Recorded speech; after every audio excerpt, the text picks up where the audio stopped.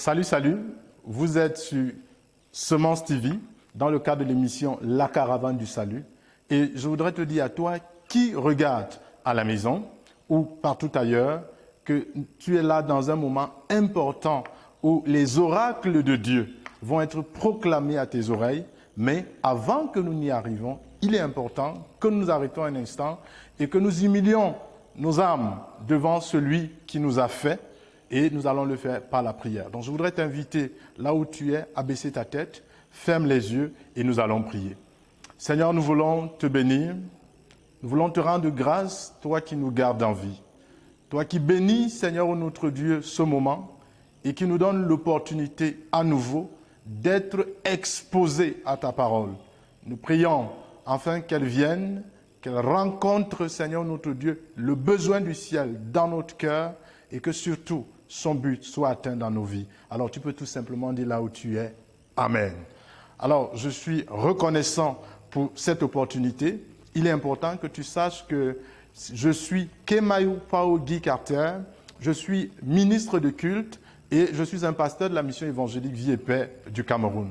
Et ce jour, nous allons parler de quelque chose d'important dans la vie de tout homme. Parce que ce dont nous allons parler, c'est une question auquel on est confronté dès la conception et c'est une question à laquelle on sera confronté tout au long de notre parcours terrestre. Alors, certainement, tu es en train de te dire, mais il s'agit de quoi? C'est une chose très simple et tu vas le découvrir tout à l'heure alors que nous allons lire une portion de l'Écriture et je voudrais t'inviter à avoir une Bible. Si jamais tu n'en as pas une, je voudrais te dire qu'il y a des librairies chrétiennes où tu pourras aller et tu vas pouvoir, oui, tout simplement, acquérir une Bible là-bas à un modeste prix. Alors, nous allons lire dans le livre de Jean, au chapitre 1er, au verset 29.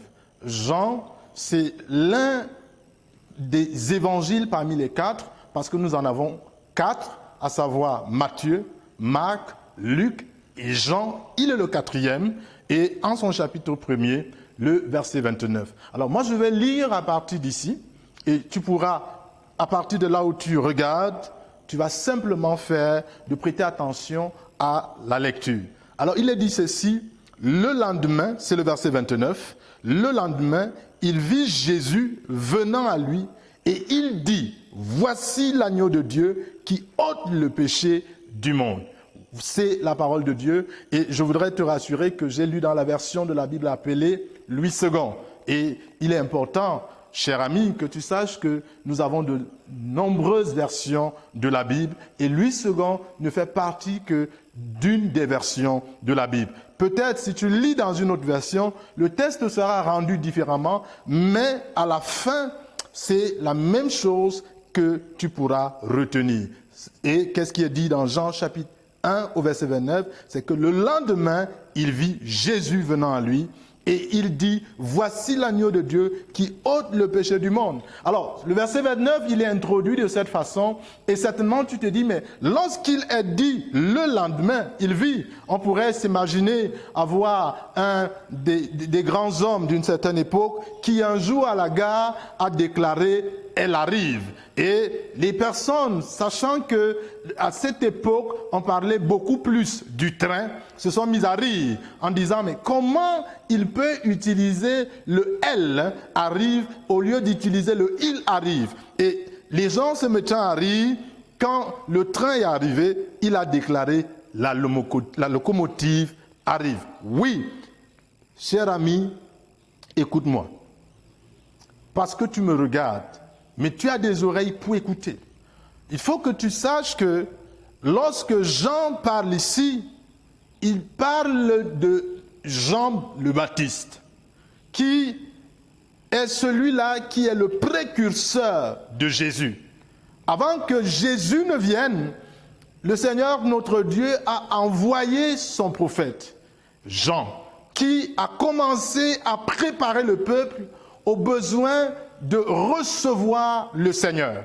Et Jean préparait les personnes pour que ceux-ci puissent être conscients de leurs besoins.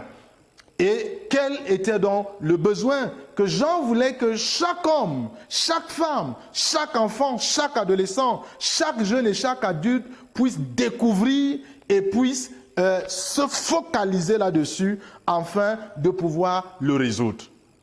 C'était celui du péché. Oui, cher ami. Le problème de tous les hommes sans exception est celui du péché.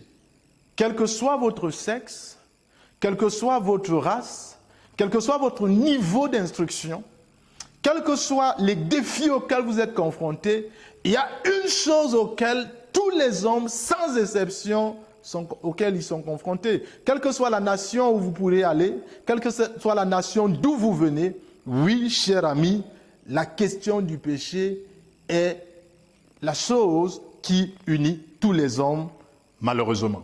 Mais c'est quoi le péché? Parce que Jean, il veut attirer mon attention, il veut attirer ton attention. Alors, pour comprendre ce que c'est que le péché, cher ami, il faut aller encore dans les Écritures, parce que les Écritures répondent à la question sur qu'est-ce que le péché. Dans 1 Jean au chapitre 3, il est dit au verset 4 ceci, et je lirai la partie 4b, il est dit ceci dans la version Louis II, et le péché est la transgression de la loi. Et le péché est la transgression de la loi. Tous les hommes, sans exception, ont transgressé la loi. Mais de quelle loi donc s'agit-il? Tous les hommes, sans exception, oui, ils ont transgressé la loi de Dieu. Au commencement, la Bible nous donne de nous rendre compte que Dieu a donné à l'homme, le premier homme, pour toi qui prends conscience que tu n'es pas le produit d'un Big Bang, pour toi qui prends conscience que tu n'es pas le produit d'une évolution et qui a conscience que Dieu existe réellement et qu'il est celui qui a fait l'homme que tu es, l'homme que je suis, alors sache que le premier homme avait un nom. Il s'appelait Adam. Il avait une épouse, une femme, appelée Ève. Et Dieu a donné un commandement à Adam. Et le commandement était tout simple. Il lui a dit, tu mangeras de tous les fruits des arbres du jardin, mais en ce qui concerne l'arbre, le fruit de l'arbre de la connaissance du bien et du mal, tu n'en mangeras pas. Car le jour où tu en mangeras, tu mourras. Alors, oui, Adam, il n'a pas respecté la consigne de notre Dieu. Il n'a pas respecté la consigne qui lui avait été donnée par le Créateur. Il a fait ce qu'il ne fallait pas. Oui, il a péché. Il a transgressé la loi. Mais ce que je veux que tu saches, cher ami, c'est que quand Adam transgressait la loi de Dieu, tu étais en lui. Et par conséquent, tu as transgressé la loi de Dieu également. J'étais en Adam. Parce que toi et moi, nous provenons d'Adam. Et finalement, l'humanité s'est retrouvée avec un grave problème, celui du péché. Au commencement, bien des mots auxquels l'homme est confronté aujourd'hui n'existaient pas. L'homme, par sa désobéissance, par sa transgression de la loi de Dieu, il s'est retrouvé sur le coup de nombreuses souffrances et de nombreux maux. Et quand l'homme donc se rend compte qu'il a péché, tout de suite, il y a une loi qui est enclenchée, c'est qu'il faut une solution au péché. Mais malheureusement, c'est une chose que ni toi, ni moi, nous ne pouvons résoudre. Il est important que tu prennes conscience que tu luttes contre une chose que toi, tu ne peux pas résoudre. Il est important que tu le saches. Ça n'a rien à voir avec ton intelligence. Ça n'a rien à voir avec ta sagesse. Ça n'a rien à voir avec le fait que tu pourrais aller acquérir les plus grandes connaissances chez ceux qui ont les sciences infuses dans notre monde. Quel que soit le lieu où tu pourrais te retrouver, cher ami, tu ne trouveras pas la solution au péché. Parce que oui, voilà le problème de l'humanité. Dans un document, il n'y a pas très longtemps, j'ai découvert que ceux qui ont conçu un manuel de formation ont présenté le péché comme étant le plus grand problème de l'homme. Ah oui, cela signifie que l'homme a des problèmes. Et je suis certain que si on te posait la question tout de suite, as-tu des problèmes? Je crois que tu répondrais par oui. Si tu me demandais à moi-même, avez-vous des problèmes, pasteur? Je vous dirais, oui, moi aussi j'ai des problèmes. Et aux problèmes que chacun d'entre nous peut avoir, les problèmes auxquels nous sommes exposés, nous cherchons à trouver des solutions. Mais en ce qui concerne le péché, l'homme malheureusement ne peut pas lui-même résoudre le problème du péché. Je ne vais pas dire ici que le péché c'est la Covid-19, parce que si vous suivez les informations, il y a quelques personnes qui commencent déjà à donner des lieux d'espoir quant à cette pandémie qui malheureusement ôte la vie à de nombreuses personnes à travers le globe. On commence à penser qu'il peut y avoir une solution. Les hommes mettent leur intelligence à profit et on a des solutions à bien des égards concernant les défis auxquels l'homme est confronté tous les jours. Mais en ce qui concerne le péché, ce n'est pas cela. Pourquoi? Parce qu'il faut savoir que la solution du péché existe, mais il faut bien savoir où il se trouve.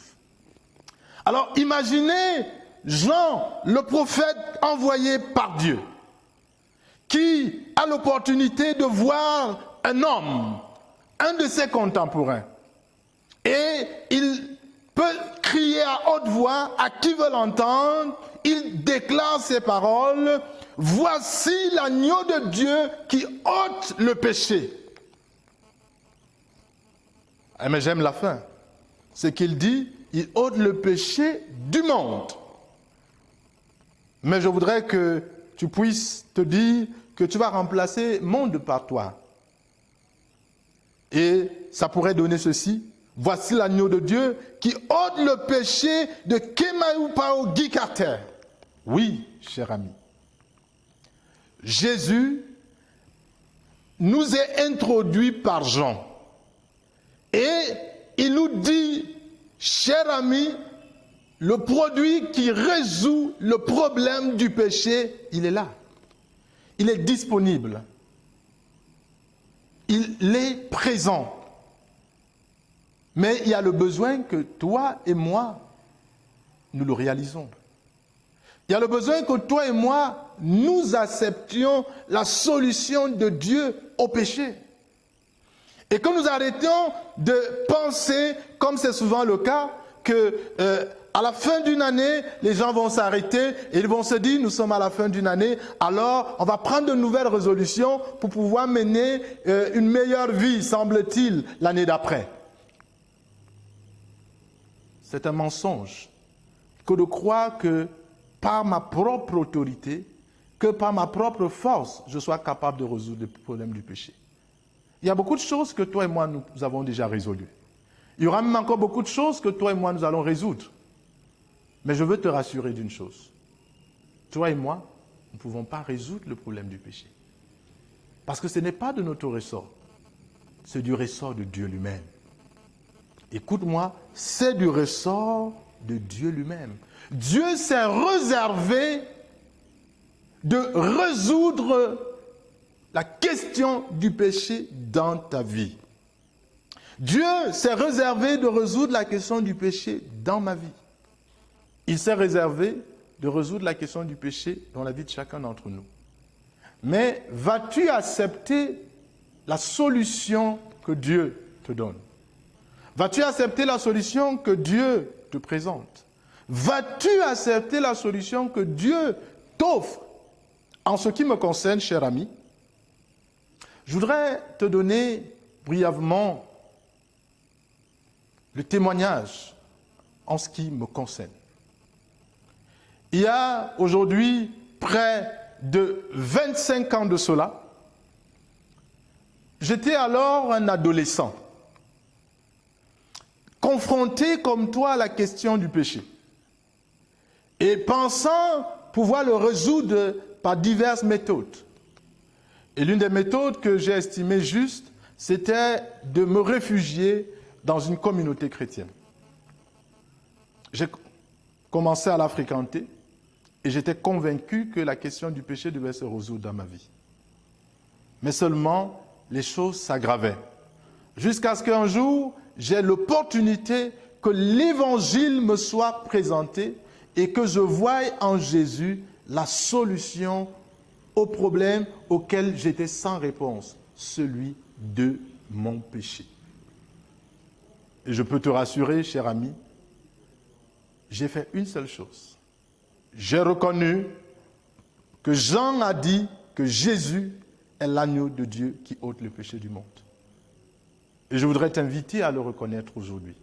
Si tu reconnais simplement que Jésus est celui qui peut résoudre la question du péché dans ta vie, alors l'expérience que j'ai vécue il y a plus de 25 ans et que je suis en train, pour laquelle je rends grâce à Dieu chaque jour, tu pourras l'expérimenter de façon exceptionnelle. Alors je crois que tu as écouté et je crois que tu es en train de réfléchir. Alors tu peux faire comme moi. Tu peux simplement dire Jésus, j'ai écouté la parole aujourd'hui et elle me donne de me rendre compte que tu es la solution de Dieu à la question du péché. Je voudrais que, oui, tu apportes cette solution dans ma vie. Je veux reconnaître que j'ai essayé tellement de chemins, tellement de potions, tellement de choses, mais je n'y arrive pas. Je découvre aujourd'hui que la solution, Dieu l'a placée en toi. Et je dis oui à la solution de Dieu. Oui, cher ami, si tu as déclaré ces paroles, je peux te rassurer que Jésus est venu dans ta direction et tu te rendras compte qu'il va résoudre la question du péché dans ta vie, simplement si tu écoutes. Que Dieu bénisse tes oreilles qui ont écouté, que Dieu bénisse tes yeux qui ont regardé, que Dieu te bénisse avec toutes les personnes qui ont regardé cette émission et certainement nous nous retrouverons la prochaine fois. Sois béni.